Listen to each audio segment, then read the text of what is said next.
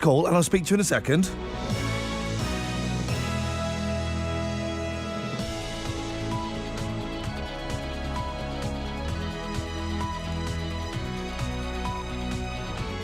The voice of Birmingham and the Black Country. BBC WM 95.6. Let's see what happens. Let's get the news first of all, though. Here's Nicole Pullman. Around 30 vehicles have been involved in an accident on the M40 in Oxfordshire. It happened between junctions 9 and 10 northbound at around 7:45 this morning. South Central Ambulance Service says it's assessing around 30 patients at the scene. A spokesman says it was foggy in the area at the time. All 4 consultants running A&E services at the Alexandra Hospital in Redditch have resigned. Hospitals in our region have been under enormous pressure because of a huge demand for acute beds. The Trust says patient care won't be affected, but Neil Stote from the Save the Alex campaign thinks the resignations speak volumes. The future, as far as Save the Alex have seen, and we believe this is the best outcome for the whole of Worcestershire, is to get a trust with a proven track record of managing its finances, managing its staff. The people of Worcestershire deserve that level of care. To have the consultants leave on one day is a damning verdict on Worcester Acute Hospitals Trust. A West Midlands police officer says a 91-year-old man has shown no remorse for the abuse he carried out against 14 schoolboys. Marcus Marcuson carried out a string of sex attacks between 1957 and 1978 when he worked as a PE teacher in Wheeley Castle. Today, Marcuson starts a 9-year jail sentence, making him the oldest person to have been sent to prison for the first time. Inspector Iain Ingram from West Midlands Police has been following the case. Yeah, I think it's the position that he was in. Bear in mind, 50 years ago, he was a PE teacher. He was a strong, forceful character that we can gather, and he's used that position to identify what were vulnerable children at the time. The Prime Minister has ordered a review into whether people with long-term conditions should have their benefits stopped if they refuse treatment. About 100,000 people with illnesses such as obesity and alcoholism are claiming sickness benefits. The Minister of State for Disabled People, Mark Harper, says there is support on offer. There are treatments available for people with drug and alcohol addictions or people who are obese, and it's about making sure that if you're not able to work because of those things and you're on sickness benefits and the taxpayer is supporting you, that it's about how we get people to engage with the treatment that is available to give people the support so that they're able to deal with their issues. In sport, West Bromwich Albion host West Ham in the 5th round of the FA Cup today. That game kicks off at 12:45 and all the build-up to our full match commentary starts at midday. Our second live commentary today sees Wolves travel to Norwich in the Championship. That game kicks off at 3. Birmingham City have got a weekend off, while in League One we'll have updates from the Banks's Stadium as Walsall host Port Vale. Aston Villa are in FA Cup action tomorrow and will have commentary of their home game against Leicester City, which kicks off at 12:30. Finally, cricket, and a short time ago at the Cricket World Cup, England were 155 for 6 against Australia at the MCG. Joe Root's the latest wicket to fall. England need 343 to win. The weather, light rain or drizzle for most of today.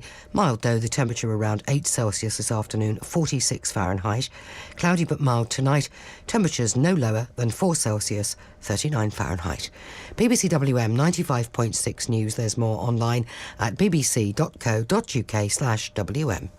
The Voice. The Voice. The voice. The voice of Birmingham and the Black Country. You should take in other religions and treat them as you would want to be treated yourself. We are even more intelligent. They treated me with the utmost respect. Iain Lee, Saturdays 9 till 12. Yeah. BBC WM 95.6. Well, this could be awkward. A radio host with a voice that's rapidly diminishing. 20 minutes ago I had more noise coming out. Now there's virtually nothing. So, kind of dependent on you a lot this morning, dear listener. If you want to get in touch, 03453 009956. What are we talking about? Well, do you know what, this morning? Kind of anything you fancy. Have your say. Across the West Midlands, call 03453 009956. BBC WM 95.6. I'm kind of tempted to just let you come on and host the flipping show if you want. Do I still get paid if they... Yes, I do still get paid if we do that. I don't even care about getting paid, to be honest. No, hang on, let me retract that. I do care about getting paid, to be honest, but it's just going to be one of those shows where we're going to stagger through it and see what happens. If you fancy coming on and just, talking about whatever you want to talk about, you can do. Otherwise, I'll tell you what I'm going to do. It's flipping Valentine's Day. I mean, jeez. But who buys into that rubbish? I saw a fella... Ranjit's calling him. We're not that desperate yet. I saw a fella in a Tesco Express last night fingering the Valentine's cards. Boy, oh boy, his wife's going to be lucky, huh? He was looking at the Valentine's cards in a Tesco Express. He must really love her. 03453 009956. And then look, you go to the centre of the Sun, as in the newspaper, and they've got a pull-out thing of people who've sent in Valentine's messages to be printed in a pull-out section of the Sun. The first one. Spruce, you deserve billions of wife points. Love you, chickpea. Now, how do we know that's not a secret command for IS to launch an operation somewhere? Andrew, love you lots. Tina. What? Couldn't you phone Andrew up and tell him, Tina?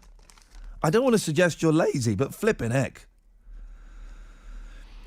It just makes you want to puke, doesn't it? 03453 009956. Love you lots like jelly tots, Danger Mouse. That one's from David. People have actually thought, you know what? To express my undying love for somebody, I'm going to send... I'm guessing these were done on texts. To the Sun. My boo. Hey, have a listen to this, Helen. Helen? Yes. Have a listen to this. Okay. Oh, I've lost it now. Where was it? Ice Maiden, love you long time, from Gerardo. Here we go. My boo, I can't tell you how much I love you. You are my everything. Our life together is forever and always. Love your baby boo. I mean, really, Helen? For crying out loud, it makes me want to eat my own fingers. No, you want to chuck up. Oh, it's awful, isn't it? My husband this morning, he put his arm around me and went, Happy Valentine's, love you. And I went, I love you too. We've been together 23 years. We don't need any more. I don't need cards. We don't need flowers. We don't need special meals. We know how much we love each other. I think Valentine's is for people who are courting. It's for kids. It's for kids, and it's for middle-aged men who are cheating on their wives. That's what it's for. If you've got a card or flowers from your husband, then he's cheating on you. I can pretty much guarantee it. Surely it would be more romantic to do nothing on Valentine's Day. I'm ironing at the moment. Are you eyeing a negligee? No, I'm ironing shirts. There you go. But what I'm trying to say is... Yes. Because you love someone, you don't have to... You can prove how much you love someone all the way through the year. Yep. Yes. It doesn't have to be on a certain day. I wonder, obviously people do fall for this, because there was this fella buying this card in a Tesco Express. God, she's lucky. There are these idiots that have texted in here. I would love to hear from you this morning, 03453 009956, if you buy into this rubbish. And if you what it means is restaurants charge more for their meals. Oh, and Helen's gone. That was the end of that conversation, Helen. Thanks.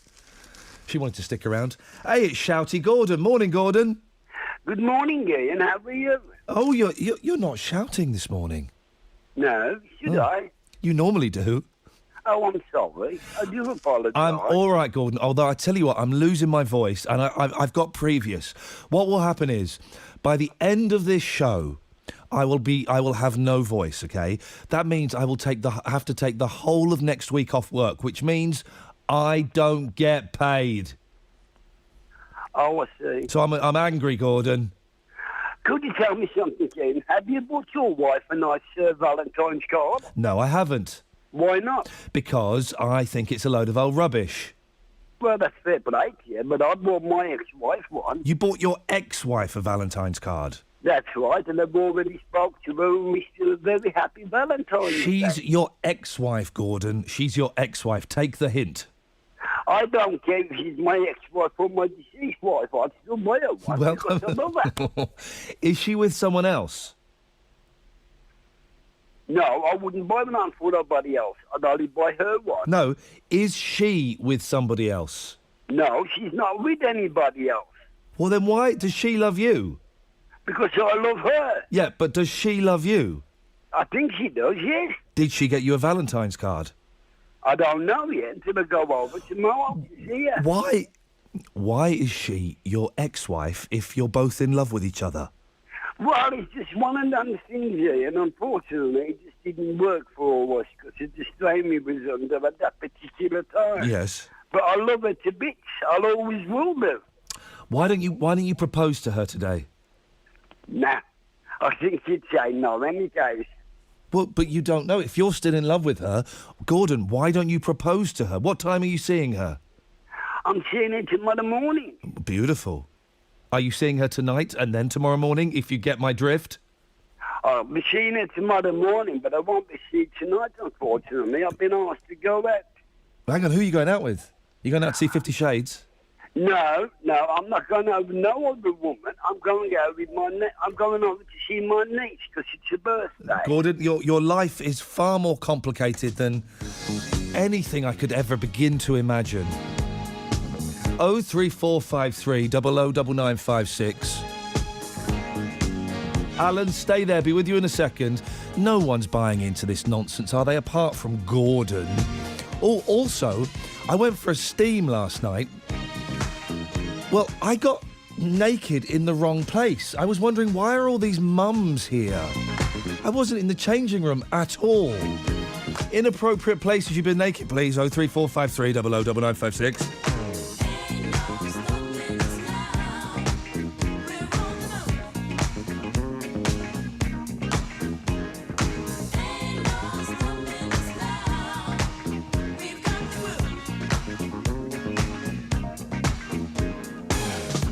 So many things that's held us down, but now it looks like things are finally coming around. I know we've got a long, long way to go, and where we'll end up, I don't know. But we won't let nothing hold us back. We're putting our show together, we're polishing up our act. And if you've ever been held down before, I know you refuse to be held down anymore. Well, don't you let nothing stand in your way. I want you to listen to every word I say, every word I say. Ain't no stopping us now. We're on the move. Ain't no stopping us now. We got the groove. Ain't no stopping us now. I know. Ain't no stopping us now. We've got the groove. We got it. I know you know someone that has a negative vibe. And if you're trying to make it, they only push you aside. They really don't have nowhere to go. Ask them where they're going, they don't know. But we won't let nothing hold us back. We're gonna put our show together, gonna polish up our act. Well, and if you've ever been held down before, I know you refuse to be held down anymore. Don't you let nothing stand in your way. I want you to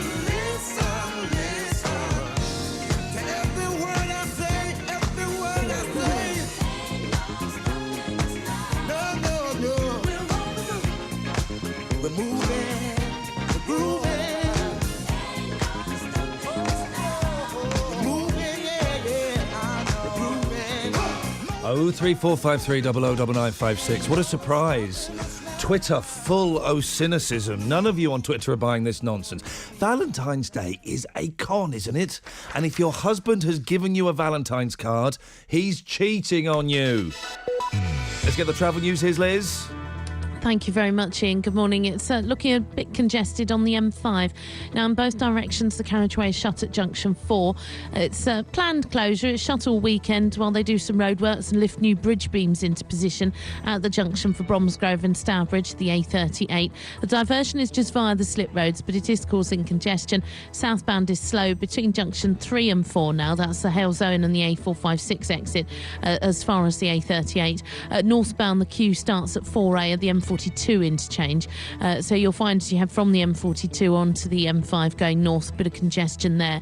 Obviously, the surrounding routes are looking congested as well. The A38, A491 around Lydia Tash. And as you head into Birmingham, it's struggling now on Soho Road, the A41 around Bordsley Circus as well. And as you make your way around Rotten Park at Dudley Road towards Icknield Port Road.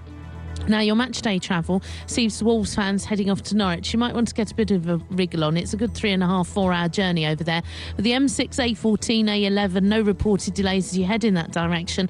Baggies are at home, but it is an early kick-off, 12:45, so match day restrictions coming into play in the next hour or so. If you can update us, call BBC WM 95.6 Travel 0330 123 3550. The FA Cup on the BBC. Oh my goodness me! Scored a fourth goal! Get carried away with the cup. It is the best cup competition in the world. The FA Cup, back and bigger than ever on the BBC. Continues on Sunday from 12:30 with Aston Villa versus Leicester City. Yeah! Surely that's it! Can you believe it? Followed on Monday night at 7:45 by Preston North End against Manchester United. People say, why do we get carried away with the FA Cup? It's because it turns up nights like this. Live on BBC One and BBC One HD. So, Alan, you're not buying into this Valentine's nonsense, are you? No, I'm not. I'm anti-Valentine's. What does your wife think? I'm 35 and I'm single. Oh, well, there's a surprise. What, are you standing next to a Geiger counter? What's that irritating noise? Not your voice, the other irritating noise. No, I'm in a taxi. Oh, where are you going? Coming home after doing the shopping. You get a taxi home from the shopping? Yeah, because I went shopping in Haldrowing. Right, and where are you going, to Woodgate? Yeah. Right. Are you like the king of or of Egypt or something? How can you afford a taxi home from the shopping? My mum paid for it. Oh, fair play, yeah. If your mum's paying for it, then what did you buy, Alan? Food. I got the Sunday roast. Oh, yeah. Roast lamb. Alan, listen to some of these, all right? I'm picking these at random from the Sun's Valentine's Day pull-out special, okay? Oh, no. Happy Valentine's, Steve. Have a great day. Love you so much. Love, Dawn. Oh, no. Here's one to someone called Rimo. Why would you send a Oh, dear. Happy Valentine's, Rimo. Love you to the moon and back, says Katie. Oh, no. You're right. Has he gone the wrong way? Yeah, he should have gone to the heavens and back. Oh, such a flum. JLB, you are the best thing that's ever happened to me. I'm so proud to call you mine for keep. Hello? What? Hello? Alan? What the hell? Alan? Alan? Well, that was Alan. Flippin' it. 03453 009956 is the phone number. 2-hour show. Losing my voice, and Alan's a plum. Richard's on the line. Good morning, Richard. Morning. What would you like to say, boss? I'd just like to ask you, do you think Angela Merkel is going to apologise any time soon for Germany starting the war? Because the Archbishop of Canterbury just apologised for Dresden. I'm fuming mad. Do you think we should have just surrendered to start with to Germany when the war started? No, okay. So I'm assuming we can put the Angela Merkel thing to one side because that's just you having a pop. Is that right? Your real beef is with who is it? The Archbishop of Canterbury. Yeah. So, Okay. I know Dresden was a terrible thing, but I mean, who started? When it comes down to it, who started the war? Who started bombing London and Birmingham, Coventry, and all the rest of it? Yeah. No, well, okay. I mean, you know the history of Dresden. You know that it served no purpose in the bombing of it. It didn't achieve anything, did it? Apart from No. What did Germany achieve by bombing civilian populations in Birmingham? Well, they wanted to take us over, I think, and make us all into Nazis, Richard. Yeah. So should we have just put up the white flag and say, "Oh, sorry, Mr. Hitler, we're not going to fight back. We'll just surrender"? No, that's not what the Archbishop of Canterbury was saying, was it? I mean, I missed it. I'm only kind of getting this second-hand because I heard some of the furore on the radio this morning, and I'm seeing the Daily Mail who are obviously incensed. Where did you get the story from, Richard? I think I heard it on. I just heard it on some the news this morning. I think. Okay. Okay. Well, that's obviously not what he's saying, is it? Yeah. No. So what is he saying?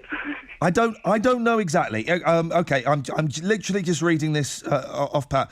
The Archbishop of Canterbury, the Most Reverend Justin Welby, told the German people of his profound feeling of regret and deep sorrow over the Dresden bombing. What's wrong with that? Well, are we going to get the German Archbishop to apologise for Hitler starting the war then? I think the Germans have apologised quite a lot for the war. I think. Yeah, so, this keeps cropping up about Dresden. You know, it was a pretty horrific. I only know a bit about Dresden because I've read some of the books by Kurt Vonnegut, who was actually an American prisoner of war in Dresden while it was bombed, and so I've read his descriptions of what he found and what he had to do, and it was pretty horrific, wasn't it? Oh yeah, and it didn't speed up the end of the war, did it? I agree with that. Dresden, it was a whole. Well, yeah, exactly. So we shouldn't be celebrating it, should we? No. I agree. It was a terrible. Dresden was awful. Right. But when it comes down to it, who started the war? Yeah, but Richard, that argument is kind of irrelevant. No, I don't think it is. Dresden wouldn't have happened if Germany hadn't started the war. Well, what are we supposed to apologise for defending ourselves? Okay. Well, no. Well, aha, and there you fit the nail on the head. Dresden wasn't defending ourselves. Apparently, Dresden served. I can't believe we're doing this. Welcome to the new Light-Hearted Saturdays, guys. Dresden was not a military base. It had no military personnel. It had or very little military personnel. Apparently, there's some tricks. Apparently, there was. It had no machinery there to make bombs. It was basically just a really beautiful city that was full of works of art. We weren't defending ourselves by bombing it, Richard. Oh, but apparently there's some argument coming out now that there were military things there. There's some military stuff was being stored in the... but we weren't... By bombing it, Richard, we weren't defending ourselves. Yeah. And 25,000 people were killed. I mean, I don't know. But I can see Richard, I can see you're angry. Can I suggest something? Go on, then. Let it go. Just let it go, mate. It was 70 years ago. Let it go. It's over. We won. And then we won the football 20 years later. Beautiful. Go. We've spent 70 years apologising for defending ourselves. No, we haven't, Richard. We haven't. The Archbishop spent 10 minutes apologising for one very specific event in the war. We haven't apologised for winning the war. We're not asking you to do that. We won, and we won the World Cup in 1966. Get in there, goal, Jeff Hurst, beautiful. Yep. Okay, well, we have to agree to disagree. I don't know what we're disagreeing about. I got no idea what we are agreeing to disagree about. Welcome to the new Light-Hearted Saturdays, guys, where we debate Dresden. I don't think we do. 03453 009956. Where have you been naked where you shouldn't, please? I mean, if you want to do Dresden, you can, but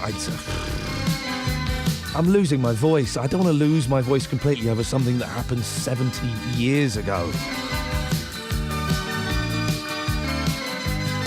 They put a parking lot on a piece of land where the supermarket used to stand. Before that they put up a bowling alley on the site that used to be the local pally. That's where the big bands used to come and play. My sister went there on a Saturday. Come dancing. All our boyfriends used to come and call. Why not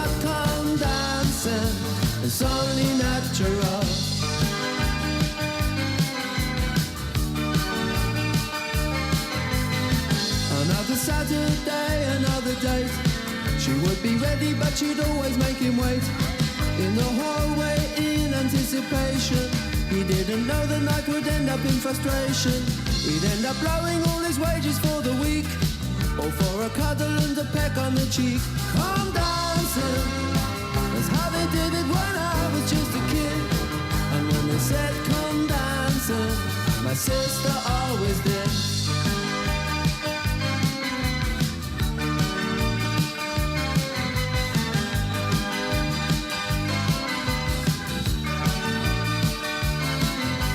Sister should have come in at midnight, and my mom would always sit up and wait. It always ended up in a big row when my sister used to get home late. Out of my window I could see them in the moonlight, two silhouettes saying goodnight by the garden gate. The day they knocked down the pally, my sister stood and cried. The day they knocked down the party, while my childhood died, just died.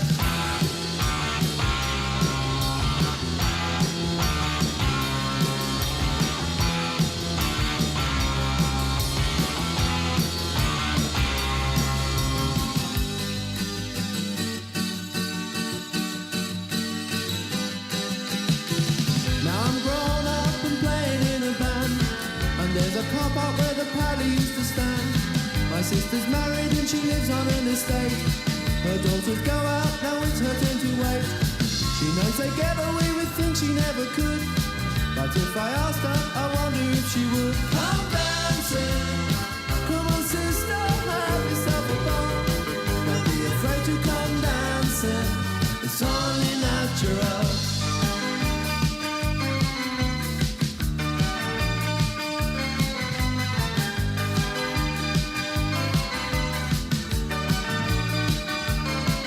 Come dancing, just like the party on a Saturday. And all your friends would come dancing while the big band used to play.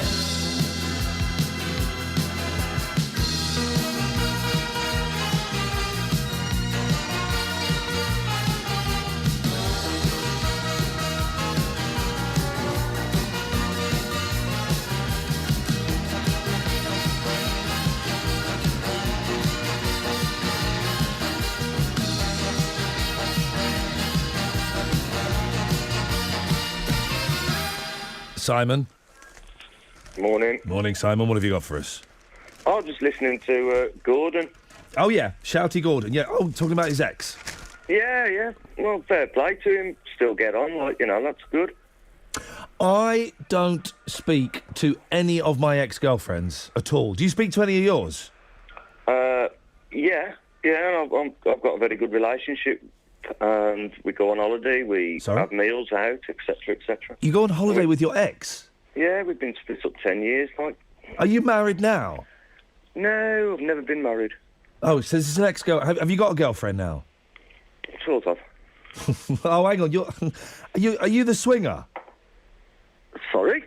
We spoke to a Simon yesterday that was a swinger. That's not you, is it? Yeah, you spoke to me yesterday, but I never mentioned swinging. we touched on some equipment, but we didn't mention swinging. And you kept sending me pictures of your spare room. Yeah, do you like that? Good, innit?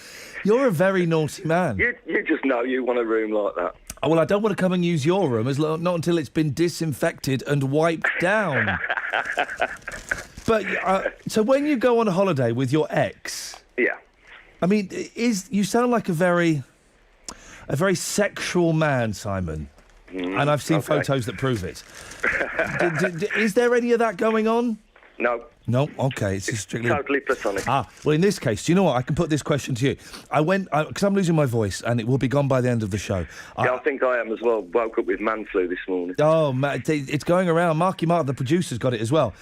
But I went for a steam last night, okay, and I found this, I don't want to say a grotty little local pool, but it was grotty, right? And I went in there, And the fella showed me where the steam room. He said, right, you can get changed here. Here are the lockers, and here's the steam room. I said, brilliant, fantastic.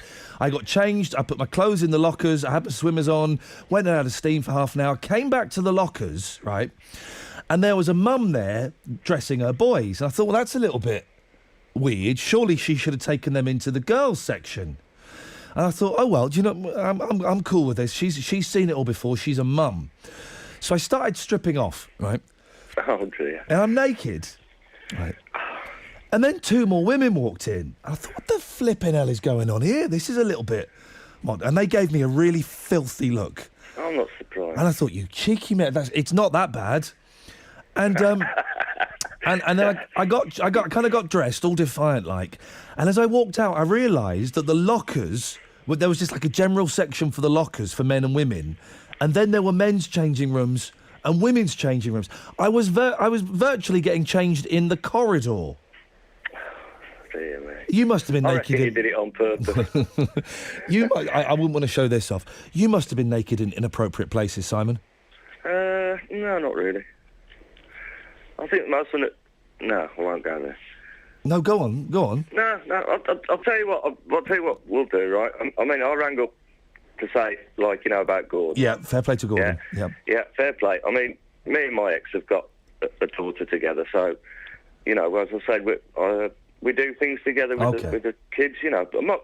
She's 15 now, you know, so... Your ex-girlfriend is 15? No, my daughter. The daughter? For goodness sakes, my heart sank then. I thought, blimey. Dear me. Dear me, Simon. Yeah, that's... if you got kids, yeah, I can understand that, yeah. Yeah, but, I mean, I'll still go round like I'm round her house now.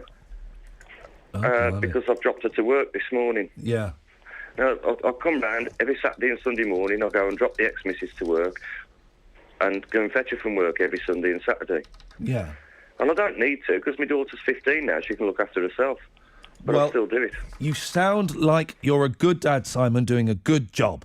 03453 009956. Being friends with your ex? Really? I have not spoken to any of my exes. Oh, one recently popped up on Facebook and I said hello, and that was nice. But that was that. No, I mean, why? There's a reason why they're your exes. Yeah, if you got kids with them, well, that makes things slightly different, doesn't it? But there's a reason that it's an ex. 03453 009956. Michael's on the line. Good morning, Michael. Good morning, Iain, my friend. All right? Ah, man alive. I feel fine. Oh, I can feel my voice just getting weaker and weaker. So, of course, what I'm doing is I'm pushing it harder and harder, and that's making it go quicker and quicker. I can't hardly hear you, really, because of your voice, my friend. No, that's not me. I think that's your rubbish phone. Oh, okay. Anyway, do you want me details? If it's a naked story, I don't know if I want your details, but yeah, go on. Yeah, okay. The naked story. Yeah. When I was 21, many years ago, I'm 65 years of age now, but I'll never, ever forget this situation. When I was 21, naturally I played football for the local footballing team. Can I mention the pub's name? Sure, why not? The Philston. Yeah. In up by Longbridge Lane. Beautiful. And all the footballing mates come back to me. My mum and dad give me a party at the house just up the road from the Philston, Edenhurst Road. Yeah. And, of course, in them days, the pub shuts 11 o'clock, you know, not like today, blah, blah. And blah, blah, yes. Blah, blah. My 21st birthday was the following day. Right. So come 12 o'clock, midnight, all the lads give me the bumps. Yes. As they do. And it was a bit frightening, really.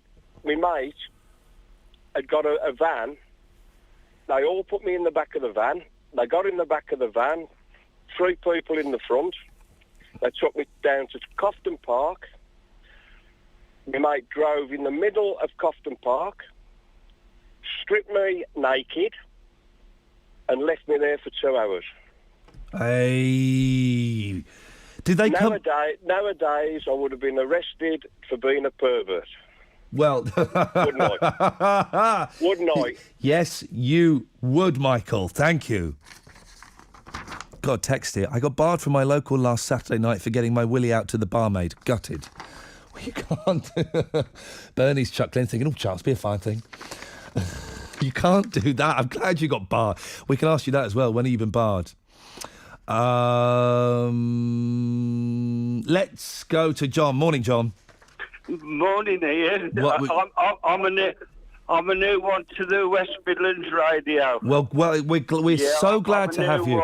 It's better than television. You'll get your cheque for £10 at some point in the next 5 years. Thank you. Yeah. All right. Now you just give it to charity. OK, we'll do that. Thank you, John. What would you like to say? Well, all I'd like to make a comment is when Dresden was bombed, right? Yeah.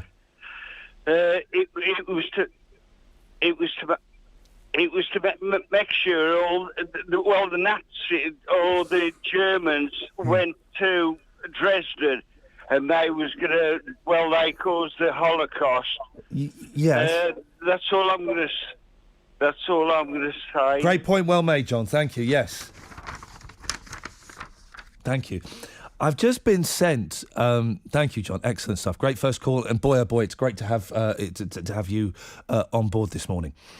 The Archbishop of Canterbury's blog, because you're right. The front page of the Daily Mail is quite inflammatory, isn't it? Archbishop says sorry for bombing the Nazis, and then you go to the Archbishop's blog, and he says, "No, I didn't say that." Here's a quote from his blog. "What a sadness that late in the evening, someone showed me a headline in the Daily Mail saying I had apologised for the RAF bombing the Nazis. No honest reading of what I said in the church and on the BBC could come anywhere near such an idea. Contrary to the Mail's report on the BBC, I spoke clearly of bombing of British cities."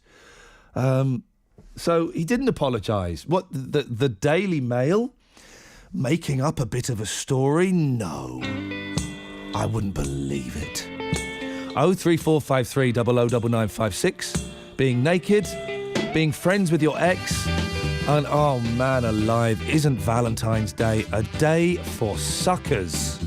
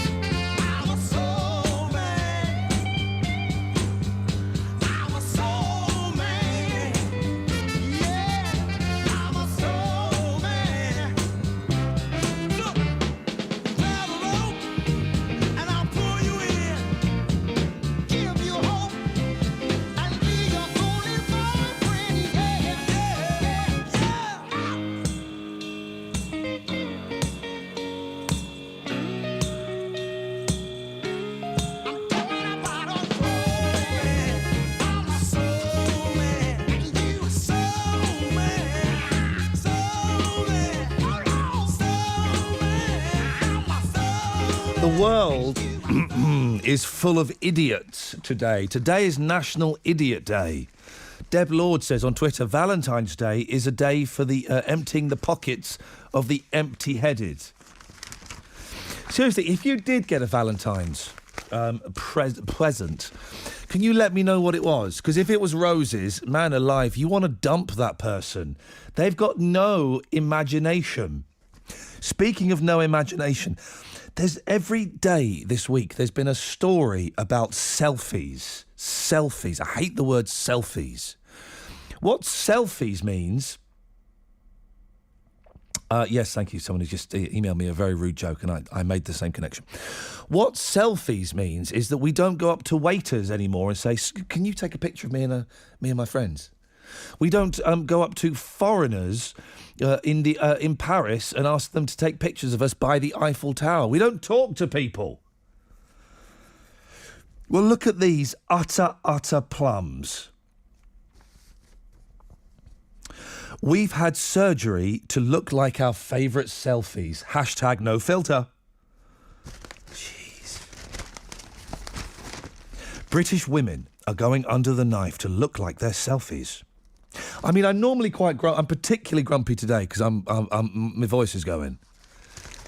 I mean, I'm normally if you're just listening for the first time, I'm normally a little less grumpy than this.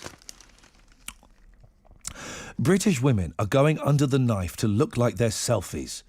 Millions of the pictures are taken every day with filters allowing the subjects to appear perfect. Plastic surgeon Nilesh Sojitra said, most want lip enhancement or rhinoplasty.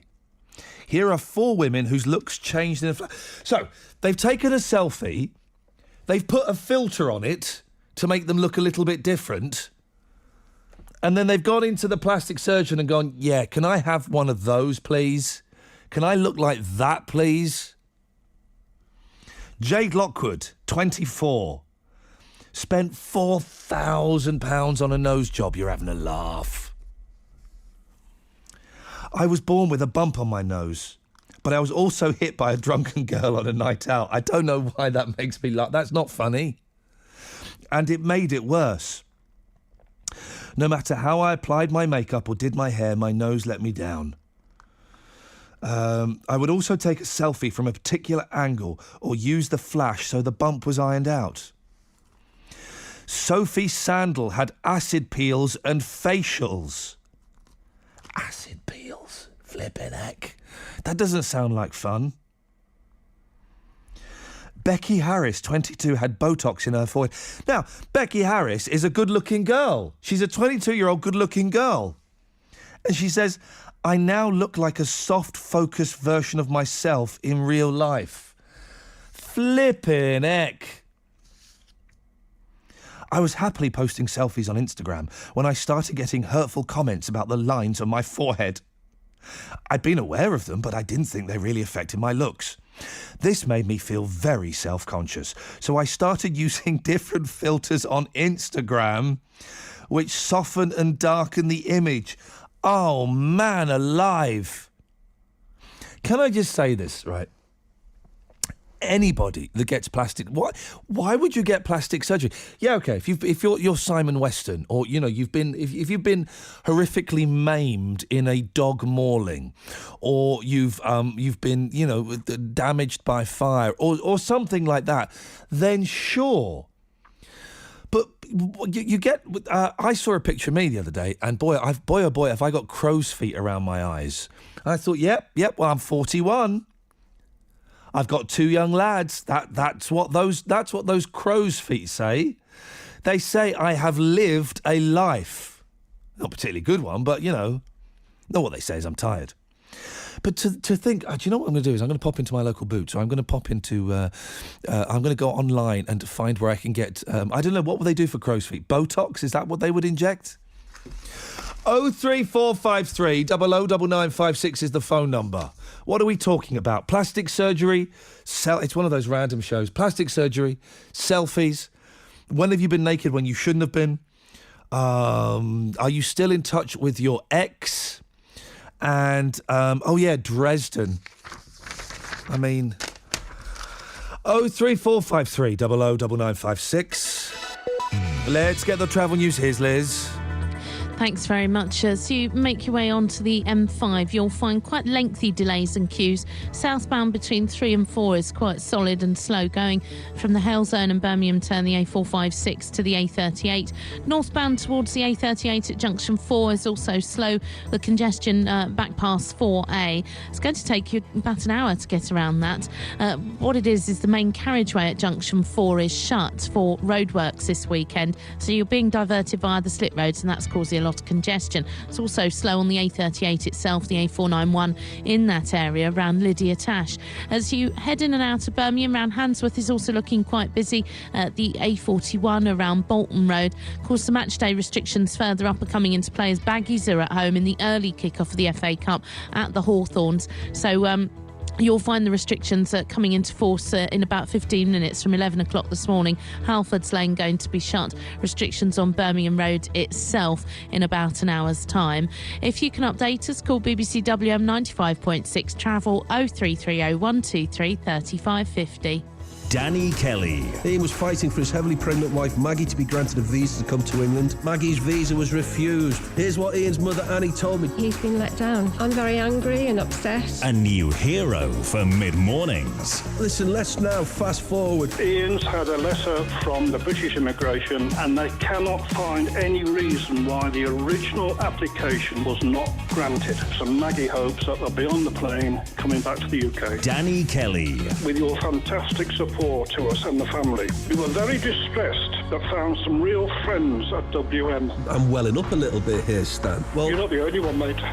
Well, that's what we're here for. Weekdays from 9. BBC WM 95.6. Peter in Lichfield says, my dentist offers Botox and facial fillers. I don't know what a facial filler is, but if your dentist is doing something that ain't teeth, I would not be going there. Ranjit. Hiya, mate. You're right, fella. I'm all right. Listen, for your throat, you need to go and suck a fisherman's friend. They, Ranjit, the old ones are the best. They are, aren't they? They've got more experience. Yeah. How you doing, all right? Do you know what? I'm really peed off because I lose my voice from time to time, and I know how this story ends. By the end of today, I will have no voice. I'll have to take all of next week off, and I won't get paid. And I like doing my job. It's that extra hour in bed that you had, isn't it? The thing is, I was fine yesterday, and then by about 6 o'clock, I thought, oh, my voice is getting a bit ropey. Yeah. And so I went and had a nice little steam in this dodgy little swimming pool play. I didn't even know where it was. It was about 10 minutes away from the mailbox. And it was... like some local council swimming pools, aren't they grotty? They are. Did you inhale anything? What, in the steam room? Yes, steam. Well, you should have actually cured it, you know. Well, it didn't, Ranjit. Did you think much about our conversation from yesterday? I don't really remember our conversation yesterday because as soon as I finished speaking to you, I have a little bit of my brain cut out. Dear, well, there's not much left, is there now? No, unfortunately not, Ranj. Was it, how much was it at the start? You know the only reason you're on, 2 reasons you're on, okay? Right, go on. Right, 1, because I'm losing my voice. Yeah. And I need to speak less. Yeah. 2, because nobody else has called up. Now, those are the only... You may need a substitute, you know what I mean? Go on. I'm a bit busy today, but next time you phone in sick, yeah? Yes. Just let my fan club know and I can pop in. I suspect, Ranjit, that the next time I phone in sick, they'll get, I don't know... Danny Kelly, man, he's really good. Or, as I was going to say, they might get a professional broadcaster in. That's Danny Kelly, man. Well... Come on. Why would Danny Kelly's not going to fill in for me? He don't like working Saturdays. Exactly. He's working. What does he work now? Mondays to Friday. 5 days a week, 3-hour shows. He's exhausted. Yeah. All that reading he has to do. Well, let me just refresh you on what I told you yesterday. It's about that story about the guy in Newcastle that got mugged by some low life. Yeah. Yes. All right. Go on. Yeah. So this is the fella. He got mugged, and they raised £300,000. For Yes. him, which was good. Yeah. Yes. Now the poor fella got mugged by somebody, and I noticed that in all of the reports. Yeah, his ethnicity wasn't mentioned. Yeah. We don't know the ethnicity. We don't know. No, I agree with you. But if he was a foreigner, black, Asian, Muslim, or whatever, I think the press would have jumped on it and said, this is a person from such and such a place that's done this.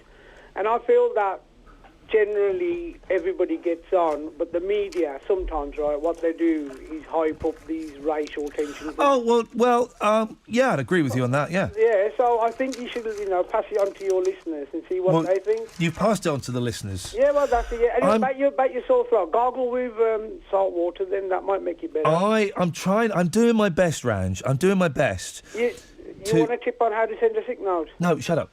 Yeah. I'm doing my best to make these Saturday mornings a little bit lighter than perhaps they've been in recent times. You like it making heavy, don't you? Sorry?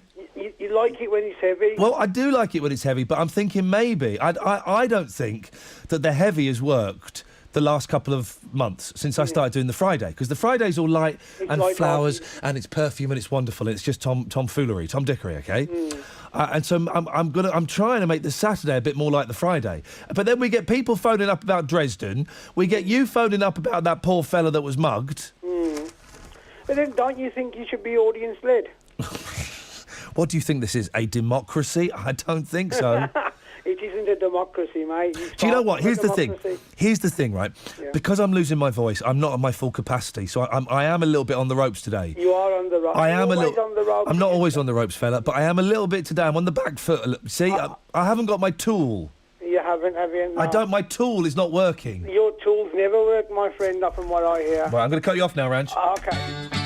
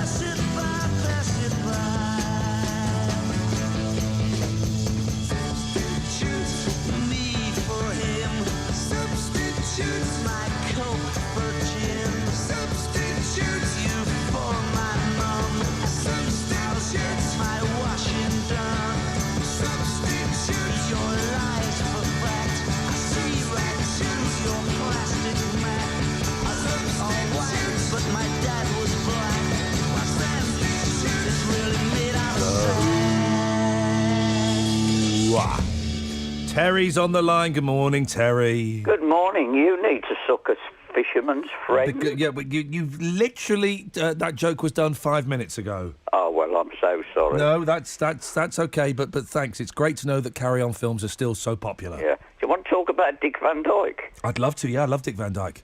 CBS drama tomorrow at 12 o'clock. Yeah. Matlock. Dick Van Dyke's in it playing a murderous judge. Hang on, Matlock. Who's playing Matlock? Oh, I can't remember his name. He's an old folk singer. No, but I thought Dean Martin was Matlock. No, that was... Oh, I can't remember. Who was... Hang on a minute. Old Flint? people... No, it wasn't Flint, was he? No, Flint was James Coburn. That's right. Dean Martin was... 03453 009956. Who was this, like, swinging 60s detective that Dean Martin played? Wasn't Marlowe. No. It wasn't Flint, because I watched Flint recently. Flint, and boy, oh boy, has that dated badly. Do you like Modesty Blaze? I don't know I know the name. I have not... Is that a film or something? Sexy Woman. Well, in that case, Terry, yes. Hang on. Kaleem?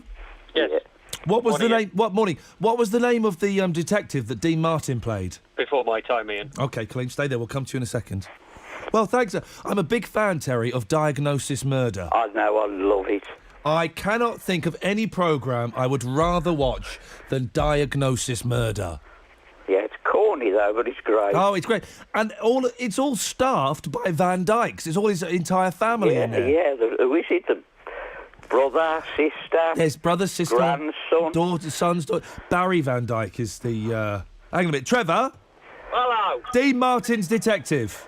Matt Helm. Matt Helm. Yeah. And basically, if I've got it right, it was basically just Dean Martin, wasn't it, Trev? Yeah. Dean Martin, yeah. Now, as all the best Dean Martin films are. Trevor, thank you. Matt Helm.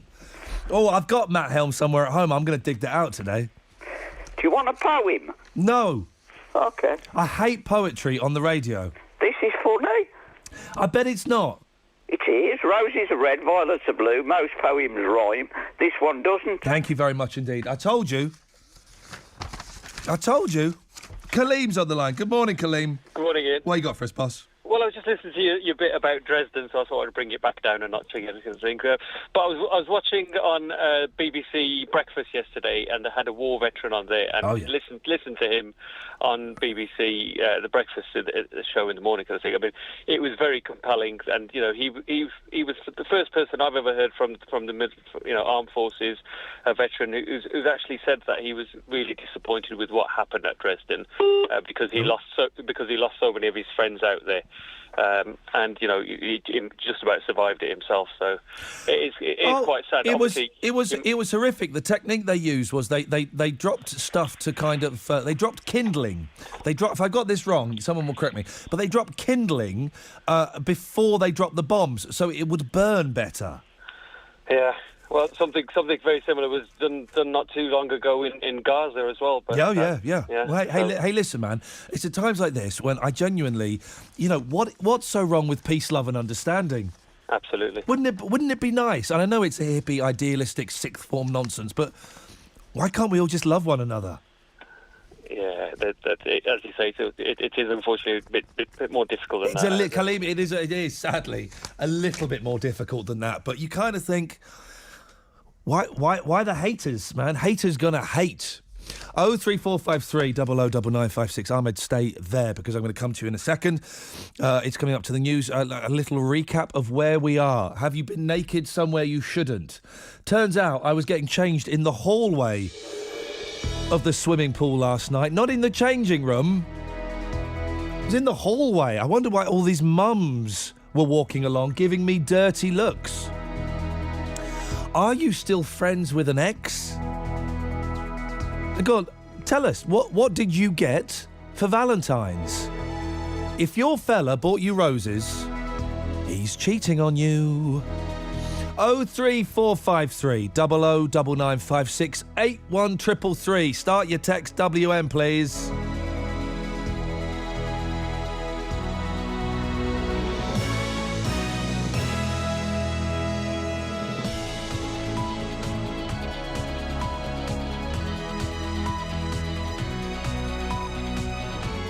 The voice of Birmingham and the Black Country. BBC WM 95.6. Bang on 11 o'clock, let's get the news. Here's Nicole Pullman. At least one person has died in a pile-up involving about 40 cars on the M40 in Oxfordshire. Fire crews, police and ambulances went to the scene between junctions 9 and 10 near Bicester before 8 o'clock this morning. More than 30 people have been injured. Police say the motorway will stay closed northbound between those junctions for a number of hours. All 4 consultants running A&E services at the Alexandra Hospital in Redditch have resigned. Hospitals in our region have been under enormous pressure because of a huge demand for acute beds. The Trust says patient care won't be affected, but Neil Stote from the Save the Alex campaign thinks the resignation speaks volumes. The future, as far as Save the Alex have seen, and we believe this is the best outcome for the whole of Worcestershire, is to get a trust with a proven track record of managing its finances, managing its staff. The people of Worcestershire deserve that level of care. To have the consultants leave on one day is a damning verdict of Worcester Acute Hospitals Trust. A West Midlands police officer says a 91-year-old man has shown no remorse for the abuse he carried out against 14 schoolboys. Marcus Marcuson carried out a string of sex attacks between 1957 and 1978 when he worked as a PE teacher in Wheely Castle. Today, Marcuson starts a 9-year jail sentence, making him the oldest person to have been sent to prison for the first time. Inspector Iain Ingrams is from West Midlands Police. Yeah, I think it's the position that he was in. Bear in mind, 50 years ago, he was a PE teacher. He was a strong, forceful character that we can gather, and he's used that position to identify what were vulnerable children at the time. The Prime Minister has ordered a review into whether people with obesity, alcohol or drug problems should have their benefits stopped if they refuse treatment. About 100,000 people with long-term yet treatable conditions are claiming sickness benefits. The Minister of State for Disabled People, Mark Harper, says there is support on offer. There are treatments available for people with drug and alcohol addictions or people who are obese, and it's about making sure that if you're not able to work because of those things and you're on sickness benefits and the taxpayer is supporting you, that it's about how we get people to engage with the treatment that is available to give people the support so that they're able to deal with their issues. In sport, West Bromwich Albion host West Ham in the 5th round of the FA Cup today. That game kicks off at 12:45. All the build-up to our full match commentary starts in about an hour. Our second live commentary today sees Wolves travel to Norwich in the Championship. That game kicks off at 3. Birmingham City have got a weekend off, while in League One we'll have updates from the Banks's Stadium as Walsall host Port Vale. Aston Villa are in FA Cup action tomorrow. We'll have commentary of their game against Leicester City at home, which kicks off at 12:30. Finally, cricket, and a short time ago at the Cricket World Cup, England were 225 for 9 against Australia at the MCG. Joe Root was the latest wicket to fall. England need 343 to win. Light rain or drizzle for most of today. Mild though, with a top temperature of 8 Celsius, 46 Fahrenheit. Cloudy but staying mild tonight too. Temperatures falling no lower than 4 Celsius, 39 Fahrenheit. BBC WM 95.6 News. There's more online at bbc.co.uk/WM. The Voice. The Voice. The voice. The voice of Birmingham and the Black Country. You should take in other religions and treat them as you would want to be treated yourself. We are even more intelligent. They treated me with the utmost respect. Iain Lee, Saturdays 9 till 12. BBC WM 95.6. Someone just tweeted the joke that I do every year and I forgot to do it this year, so if I do it now, it's going to look like I'm stealing their joke. Happy Bannatyne's Day, but like in Duncan Bannatyne? Yeah, guys? Morning, Iain Lee, BBC WM 95.6. Another 50 minutes of this to go. Let's see if we can make it to the end. What did you get for Valentine's Day? Have you been, I nearly said sucked in, and that would be completely inappropriate. Have you been ripped off? No, that's just as bad. Have you splashed out on a Valentine's card? Yeah, that'll work. If you did, you're a sucker. Where have you been naked when you shouldn't be? Are you still friends with an ex? And bizarrely, I mean, We're talking about Dresden. I mean, really. Have your say. Across the West Midlands, call 03453 00 9956. BBC WM 95.6. Ahmed, you plum. Give us a call back. We can't get through to you for some reason. Hey, I'll tell you what else we could do, actually, is we just talked about Matt Helm, who, if you've not seen it, it's Dean Martin, was in a couple of films as Dean Martin, as like a sort of sexy detective. And Terry also mentioned Flint. We can talk about the forgotten detectives. Some of them are brilliant. Who was the guy in the wheelchair? Was that Longstreet or was that Ironside? I can't remember. Dean? Yes. Who was the detective in the wheelchair? Was that Longstreet or Ironside? I haven't got a clue. Oh, OK. Well, that's disappointing. What you got for us, Dean? I got this morning off my missus. Uh-oh. Was a sticky, you know them sticky pads that you get when you write notes on them? Yeah. On the bathroom mirror, saying, Happy Valentine's, darling. I love you absolutely to bits with lots of kisses. Now, tonight, we're having a £20 Marks and Spencer's meal deal. Oh, you must love her very much. And let me tell you something. These people who have to go to the cinema to watch 50 Shades of Grey and all the rest of the rubbish are absolutely sad, because I've been with my partner 8 years. Our love, everything is absolutely bang on. And if you have to rely on 50 Shades of Grey, there's something wrong in your life. A nice little post-it note on the mirror sounds absolutely wonderful. Absolute. I have two beautiful children from her. Every time I look at them, that's my Valentine's Day, that's my Christmas, that's my birthdays, that's my everything. Your Easter? Easter. Bank holiday Mondays? Everything. Yep. So forget your rip-off Valentine's Day. People need to stop trying to force themselves to say, oh, yeah, I do love him or I do love her, and you're spending a fortune on them, and by Monday morning, they'll all be crying because they're all single again. Dean, you sound very... Have you done anything for your missus? Absolutely nothing. Yes, Dean. And I could eat anywhere I want. I'm not short of money. But you know what? The love, what we do together is more important. Oh man, do you know what, Dean? I'm slightly envious of you. That sounds wonderful. Absolutely, mate. Well, Dean, it's good to talk to you. There we go, Ahmed. That's what it's all about, isn't it? Yes, sir. Lovely program again. Isn't it lovely? Yeah, your sore throat. I got something for it, and you got to take it every day. If you tell me to suck a fisherman's friend, I'm going to explode. No. Let me finish first, please. Yes, sir. You know haldi? You've been to Pakistan. You must have had haldi. What? Hang on. What? Do I know what? Haldi, turmeric. Turmeric. Yeah. Turmeric. Yes. Turmeric, whatever. Turmeric. I can't pronounce. Haldi, yeah. Haldi, glass of milk, hot milk with honey. Yeah. Drink that every night before you go to bed, and it will be gone soon, and you won't get flu or anything. Really? Best medicine you can ever have. It sounds disgusting. It's not. You know, Imran Khan, he's 62 and when he looks and how young he looks, he drinks that every day. Hang on a minute. Imran Khan drinks turmeric and hot milk and honey every day. Yeah. And that's why he's so good looking and gets such hot girls. That's his breakfast every morning, but you can drink it at night. I'm sure the fact that Imran Khan is also a massive millionaire might have something to do with him looking so good and getting such hot girls. Ahmed, thank you. Okay. Thank you very much indeed.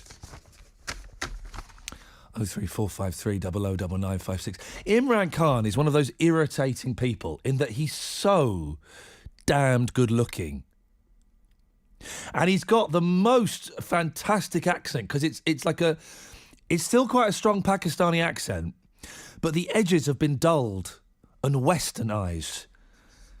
He's just the perfect... Is he 62 years old? Good morning, Matt. Hello there, how are you getting on? I'm looking forward to not speaking for 5 minutes. I don't really take into you at all. Well, you know that every time I do ring up, we have a fight, haven't we? But I never get a chance to speak, Matt. Well, you shut up for a minute. See? I feel sorry for you this morning. Thank which you. You're trying to croak in there. I first thought there's somebody else on the programme. So I thought to myself, I'll try and have to help poor old Iain, he's not all that bad, like, you know. So I'm using this phone call to eat my breakfast. Will you shut up and listen to me, Yes, please? Matt. Sorry, Matt. If you went to the pound shop first and got 5 bars of peppermints for £1, big last you a month, and just take 1 or 2 before you go on the show in the morning. Can I get them from the 99p store? They're a bit cheaper. Yes, go in there and tell them, say Matt send me in, because all the pound shops in England knows about me. I bet they do, you Matt, know. yeah. As soon as they see me, they say, oh, that's the peppermint man coming, you know. Wow, what a I'd be great on the nickname to train have. giving them round to people and everything, trying to cure them, you know. Don't take sweets from strangers, Yes. kids. And that's that. But if you get them, you'll be all right, and then you'll be improving your sex life and all. I mean, I shouldn't be shouting in that. Like, how the flipping hell is sucking a peppermint going to improve my sex life? Yes, yeah. And on top of that, you're Ignore talking that about this question, yeah. Valentine's. Ignore that person. question. You're talking out there about Valentine's. I'm having a private Valentine's for myself. Oh, yeah, what happens my there? lady friend Valerie is coming round today. Her son is bringing her around in a Rolls-Royce car, and she's doing a striptease here for me. She has a very good figure, although she's 75, and she might do a Highland fling around. Now, nothing nasty. I'm not like you. Wouldn't be porn her or nothing. She'll keep her pants on. Pardon? She'll keep her pants on. She'd keep the lot on, yes, yeah. Have a nice day. Thank you, Matt. Don't forget the peppermints. Yes, thank you, Matt. Well, I enjoyed that little break there. 03453 009956, if you will.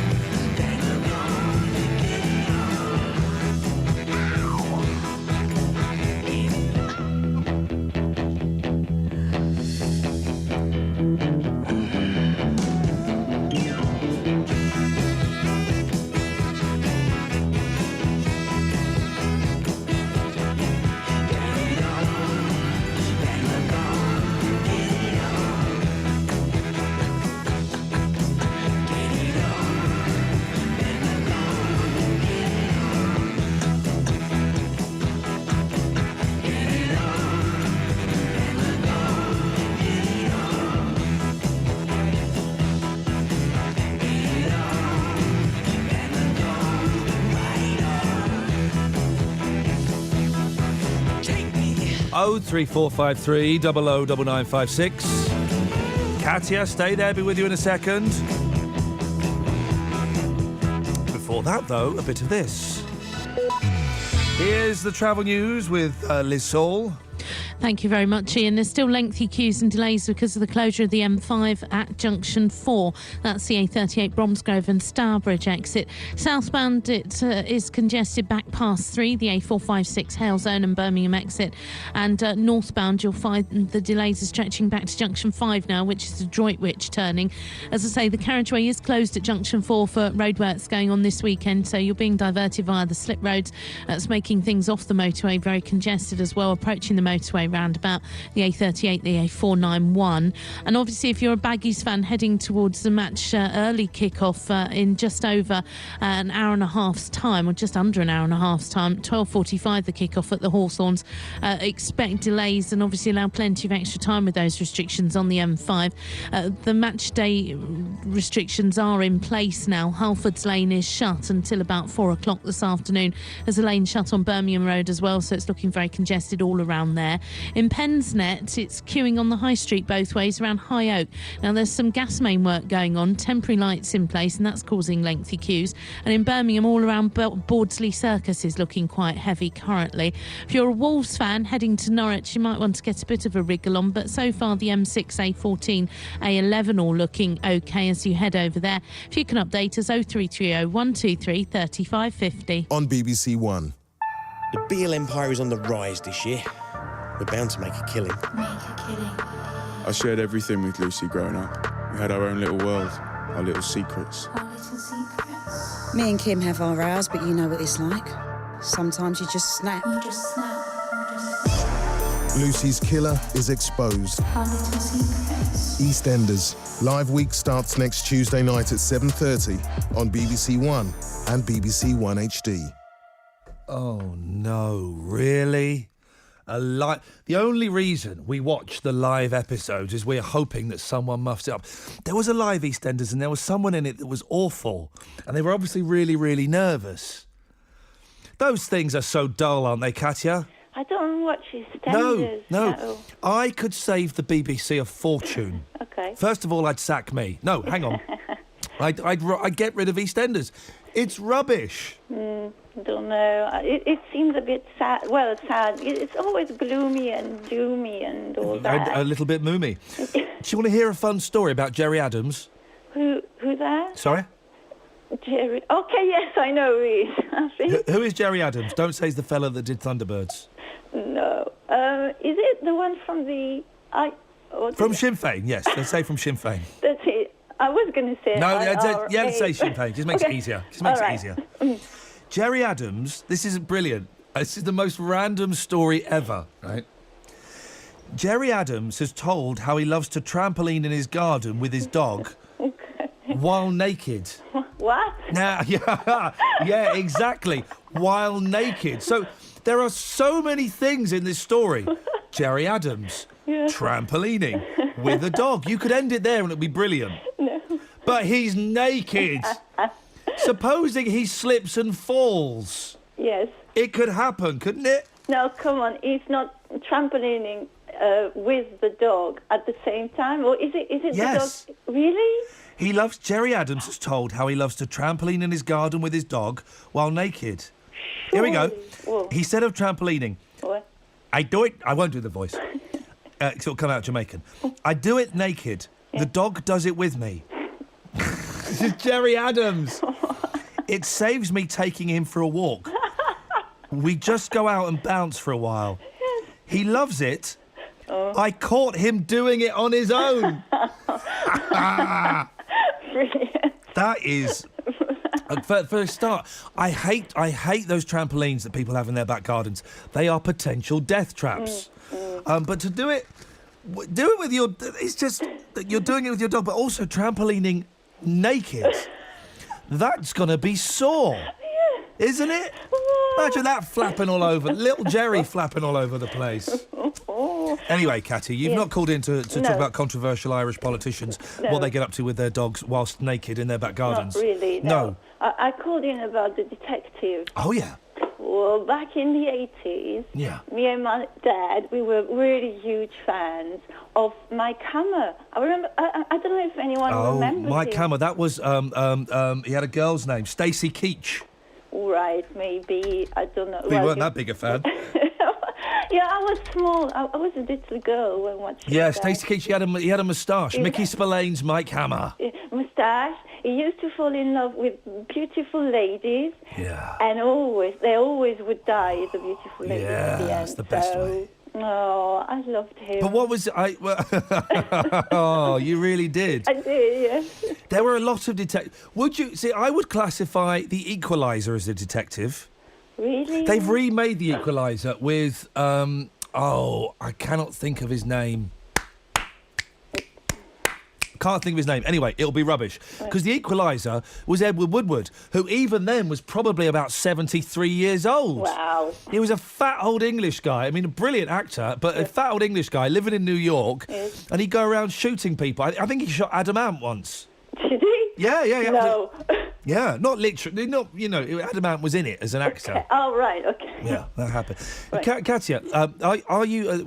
it's a very random show today, partly fuelled by a significant amount of cough syrup that was taken before the show started. Are you friends with any of your exes? I don't have any exes. Sorry? I don't... that's What? true. I don't have any exes at all. Are they all dead? Have you done a Mike Hammer on them? No. Well, how is that possible? Because I'm with the first guy I met. Oh, God, Katya. I know. All the lies he's told you to keep you. Okay.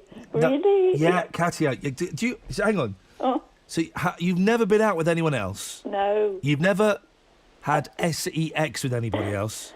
No. Do you not... I can't believe I'm saying that on the radio. Do you... How long have you been together with him? 22 years. Oh, mate. Do you never think, I wonder if everything that he's showing me is normal? What's it? Roger, isn't it? Roger? Yes. This is quite personal. I know, Katya, it really, really is. And I'm only doing this because I care about you. All right. And if Roger is feeding you a pack of lies, which I suspect he is, Katya, No. then I want to be able to help you and free you from this ridiculous relationship. Yes. Well, I think I'm better off than Mike Hammer's girlfriend. I think. Did Roger get you a Valentine's? I don't think so. No. No, I don't know, because he usually does that late at night. What does he do late at night? Well, I can't say. I know. Ladies and gentlemen, thank you very much indeed. 03453 009956. Try to see things my way. Do I have to keep on talking till I can go on? While you see it your way, on the risk of knowing that our love may soon be gone. We can work it out. We can work it out. Think of what you're saying. You can get it wrong and still think that it's alright.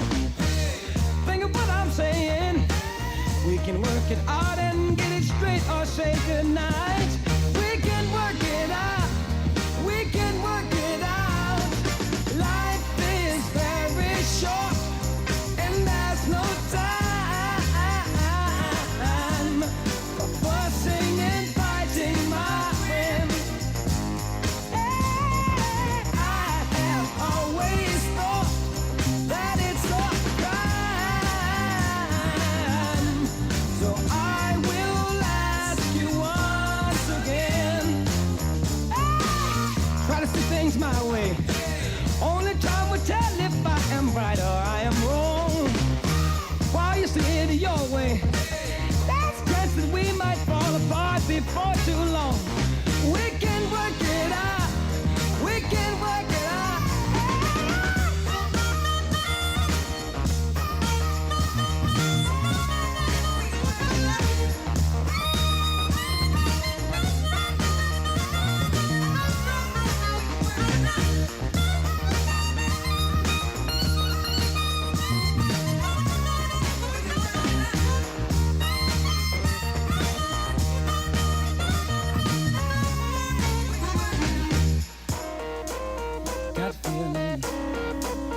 yeah.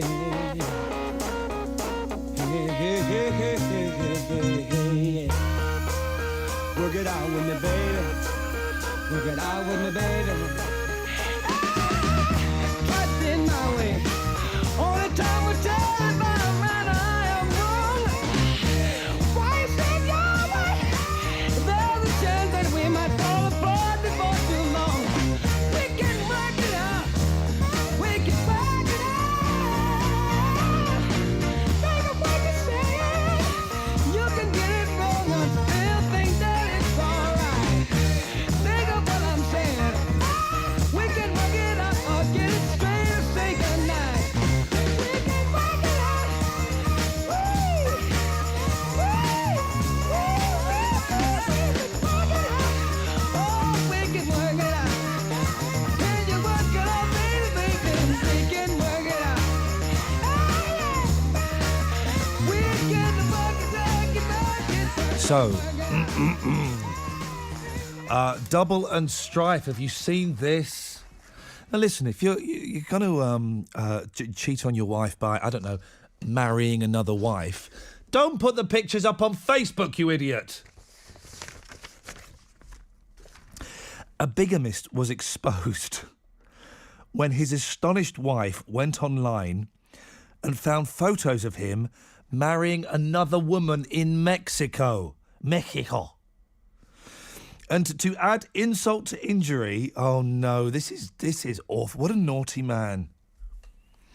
To add insult to injury, Adrian Linham, 43, said his illegal vows, not vowels, on the same paradise beach where he and loyal wife of 7 years, Liz, spent their honeymoon. That's a low blow, isn't it?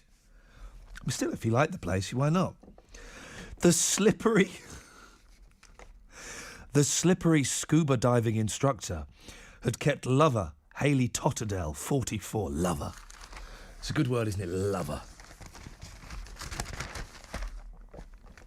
A secret for 3 years. But Liz suspected nothing until she went on Facebook and found dozens of snaps of him grinning with his new bride. Linham, oh no. See, I think this bit is worse. By the way, 03453 009956. This bit's worse, I think, than him marrying 2 women. He even had the same best man. So the best man would know about it. The best man becomes the worst man. Liz thought her marriage was a success, even though her husband told her he was working away for weeks at a time. This is terrible. He was, in fact, staying only 16 miles away with Hayley, who believed her man was single. Well, they've got pictures of both the women. And he obviously has... there is a look that he goes for. He likes big teeth. I think it would be fair to say. We all have a look, don't we? He likes what I would call a busy mouth. Big teeth, big gums. Liz, the mother of Linham's 4-year-old daughter, also claimed he tricked her into decorating his other lover's seaside holiday home in Dorset by lying about it belonging to his boss. Linham even made up an what a naughty, naughty man. Linham even made up an outrageous fib about his own mum dying so he could be with both women on Christmas Day. The best man didn't know.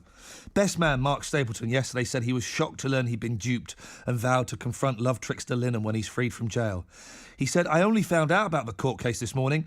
I didn't know anything about his double life. He's managed to deceive everybody. 03453 009956. I'm not expecting you to have a bigamist story. I'd be very surprised. I guess, I tell you what this links into, actually. This links into another story in the Daily Mail, the Daily Mirror, sorry.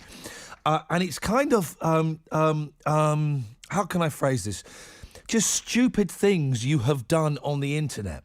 This guy got busted because he posted pictures of his second wedding on Facebook. Well, You're going to get caught if you do that. 03453 009956. There's a great story as well of, someone got a rejection email from a job. Did you see this? And it's kind of brilliant. It's the rudest email I think I've ever seen, apart from one I sent myself to an ex-boss when I was very, very drunk.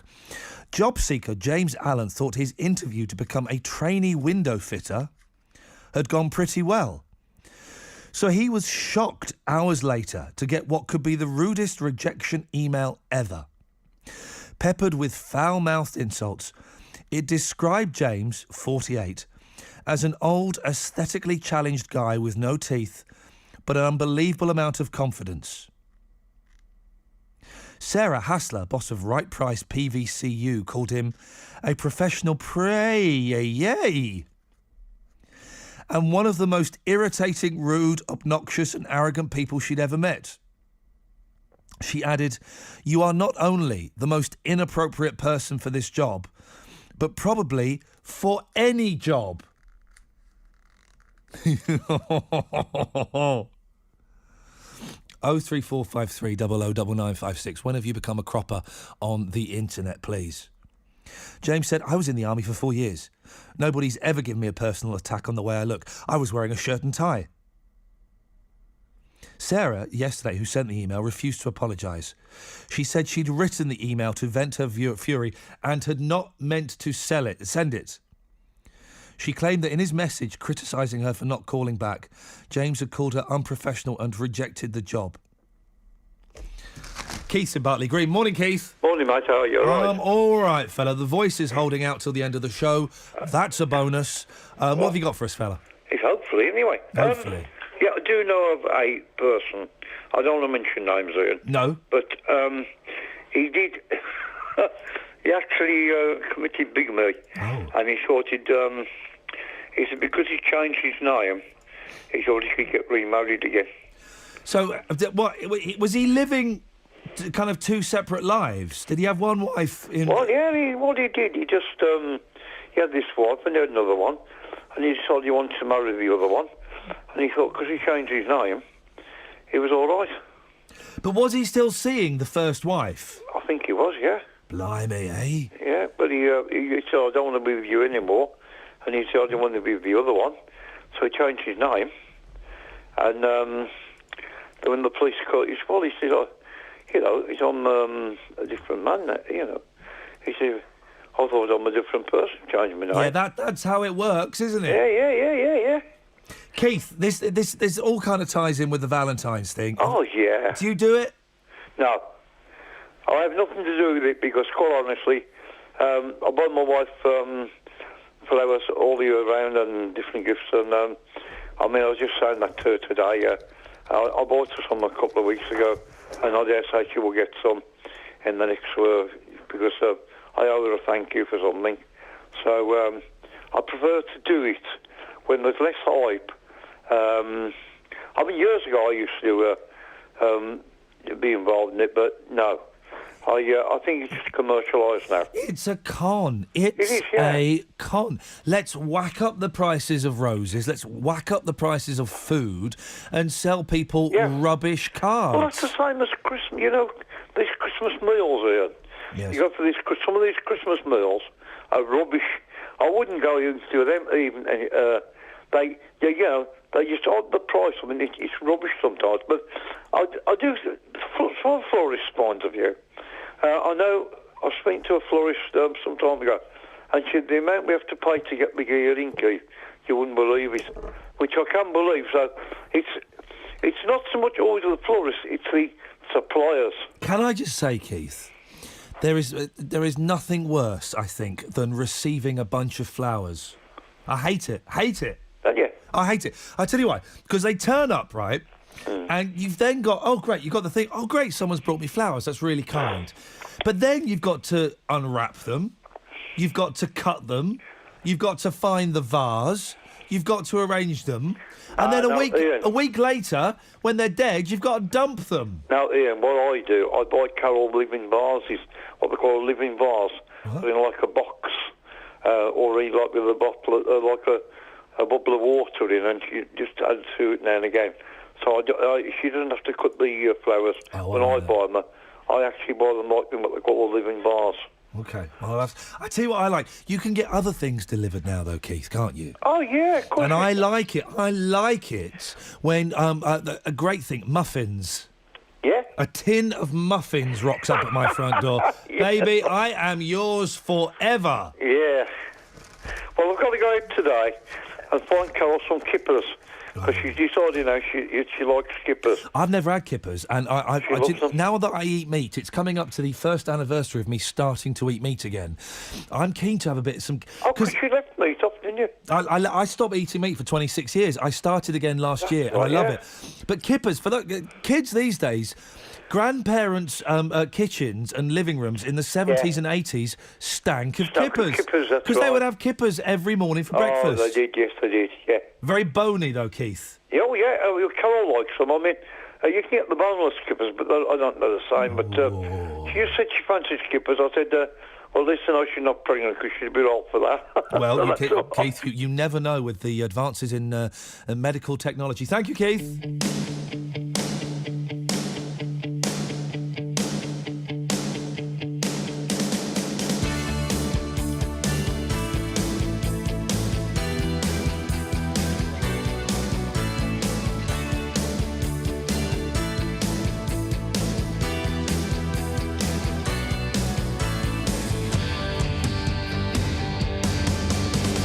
Take my hand, tell me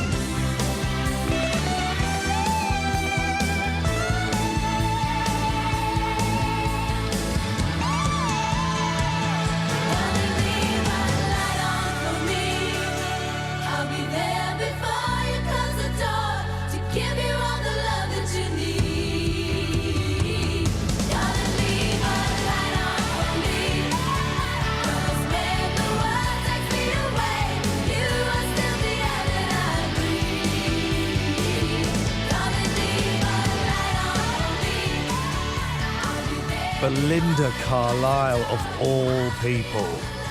Hey, Chihuahua. So, Birmingham, get ready. 03453 009956. Get ready. You've been waiting for it. Well, now 2 are coming at once. Yeah, that's right. Cat cafes. Huh? Cat cafes. What? Cat cafes. Now, they have them in Japan, where, as we all know, the Japanese are completely bonkers. If you've never been to Japan, go, because it is the most insane place in the world.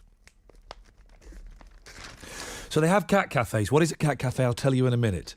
Then they started up in that there Poncy London, primarily East London, where the hipsters go. You know the hipsters, the guy with the strong side parting and a big thick beard and a big thick head? Well, now cat cafes, what are they? I'll tell you in a second. Are coming to Birmingham. Not 1, but 2 of these things.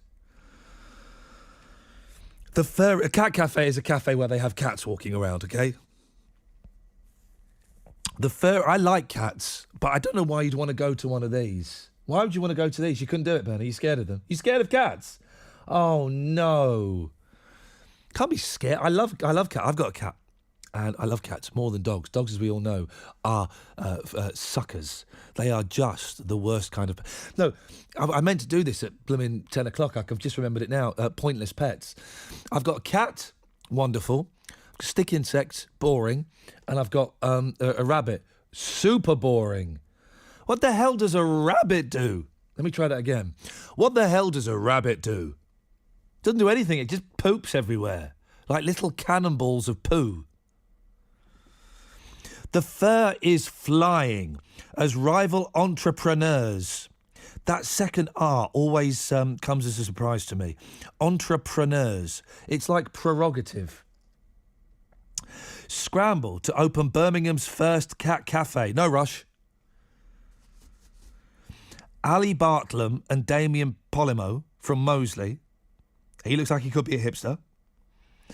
Aim to open the Happy Cats Cafe. While couple Eric Sawyer and Alex Zeff, excuse me, are behind the Cat Cafe, soon to be rebranded Whiskers Cat Cafe. It's getting nasty.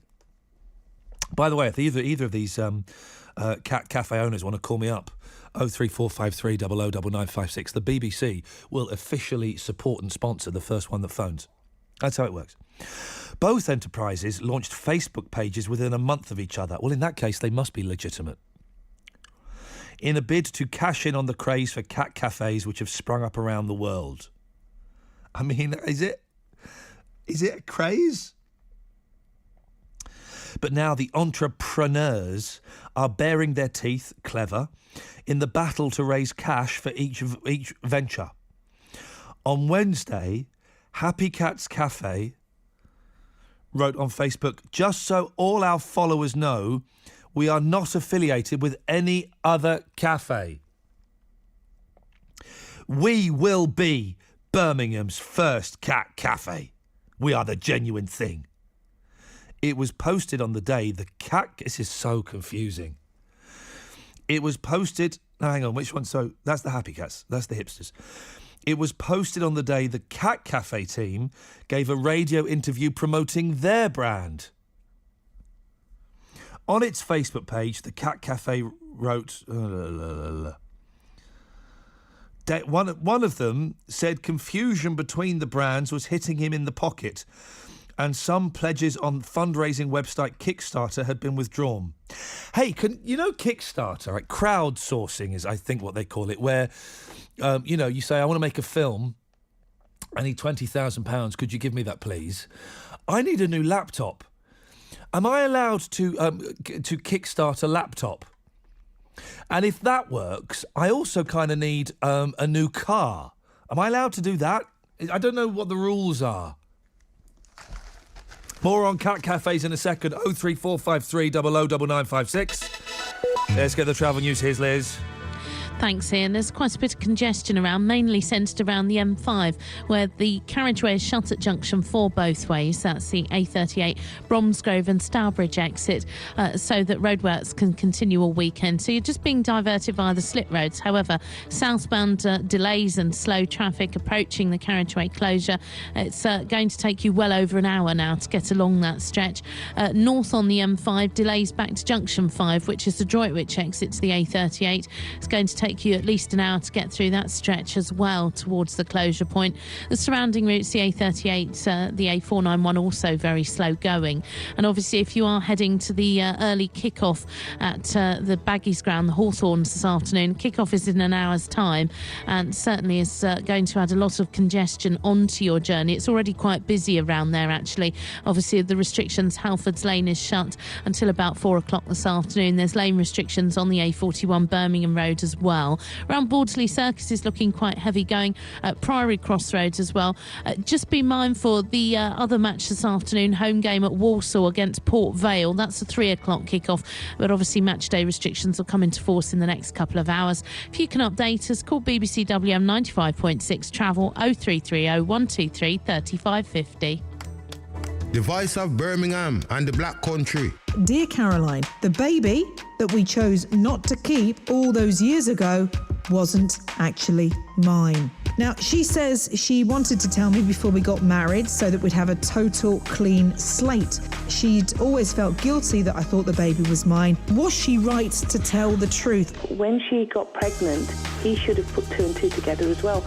Maybe he did. She's done the right thing and come clean. I think getting married is one of the best days of your life, and I don't think it should become between them. You know, let bygones be bygones and move on from there. Caroline Martin. Monday to Friday, 12 till 2. BBC WM. 95.6. Last 12 minutes of the show. 03453 009956.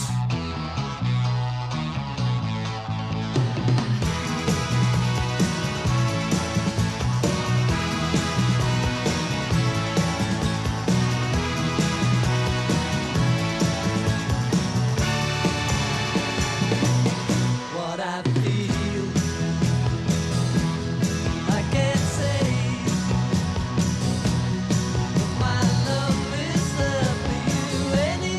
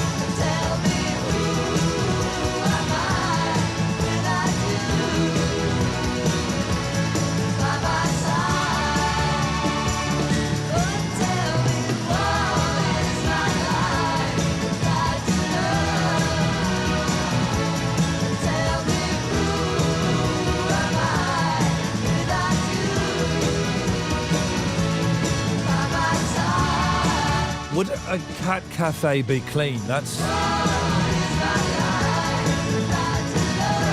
The hipsters think so. Cleanliness is a big priority to us, and we strive to make sure our cafe will be clean as a whistle for both customers and kitties. Hey.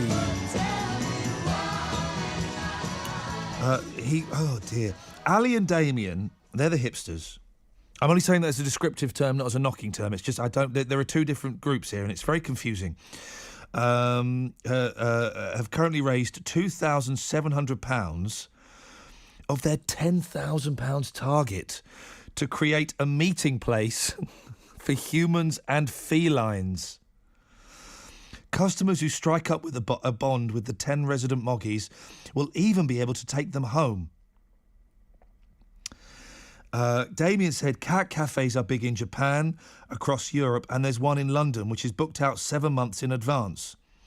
We've wanted... Would you go to this? I guess is the question. The dying embers of this radio show. Would you go to a cat cafe? 03453 009956. We've wanted to bring one to Birmingham for a long time because it's such a big city. And, he says, and there's a big demand for it. Where's the demand? Où est la demando? We want an East meets West feel, where the cats can play, climb, snooze, and enjoy the company of people who love cats. Blimey. Then you go to the other couple, Eric, 27, and Birmingham-born Alex. She's local and indeed vocal, dear listeners. They're looking to open one up in the city centre or in Kings Heath fans, and are set to launch a crowdfunding bid to raise around £18,000.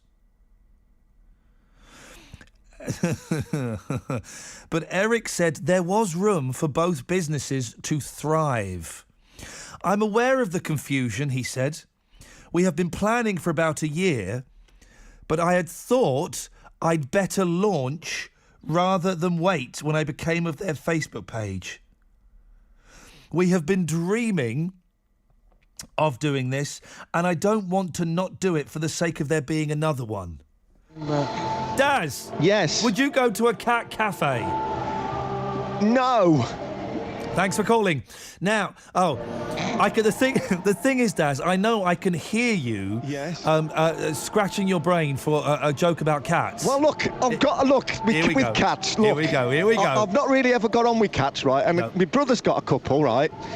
And a couple of years ago, he went on holiday and he asked me to look after them for him, as you do. Yeah. And I just couldn't bond with them.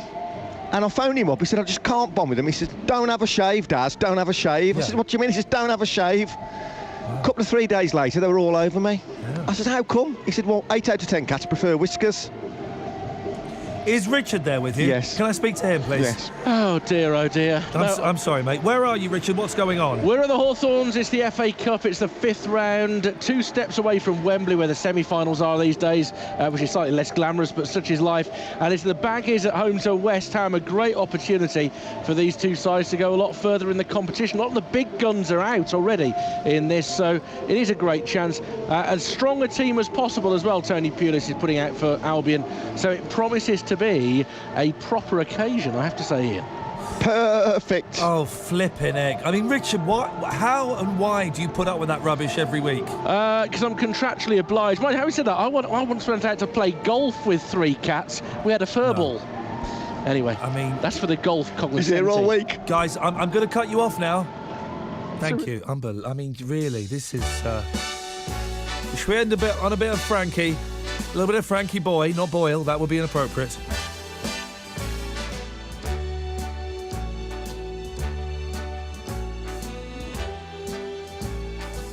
Start spreading the news. I'm leaving today. I want to be part of it. New York, New York. These vagabond shoes are longing to stray right through the very heart of it. New York, New York. I want to wake up in a city that doesn't sleep and find I'm king of the hill, top of the heap. These little town blues are melting away.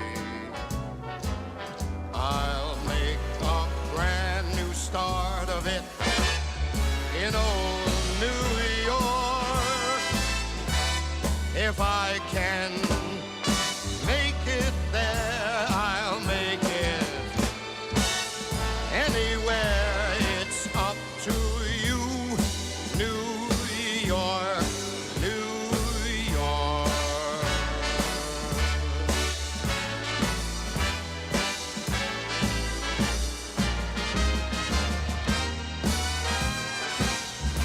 New York, New York. I want to wake up in a city that never sleeps and find I'm a number one, top of the list, king of the hill, a number one. These little town blues are melting away.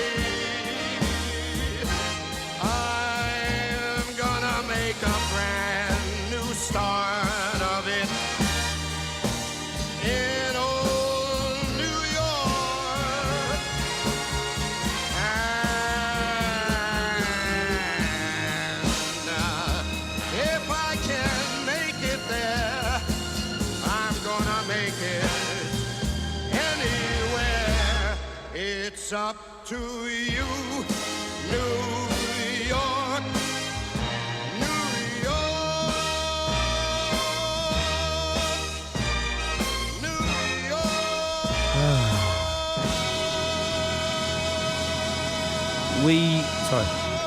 We just had a text, and I've thrown it away. I apologise, because I'm kind of wrapping up. I miscounted. I thought Frank was going to take us all the way to the end, but someone was just texting saying that they were on the phone to the HSBC, that bank, what, hiding your millions, and the person on the call centre in India wished them a happy Valentine's Day. You are joking. You don't do that to random strangers. It's not like Christmas. Oh, by the way, happy Valentine. Get lost, you weirdo. Hey, listen, that's it. That's your lot. I shall be back on Friday at 2 o'clock in the afternoon. And then next Saturday, 10 till 12. Thank you, Bernie. My last show with the wonderful Bernie. It's been a pleasure and it's breaking my heart. Thank you so much. Thank you, Marky Mark, for producing. Unfortunately, Daz Hale is up next. I mean, I can only apologise.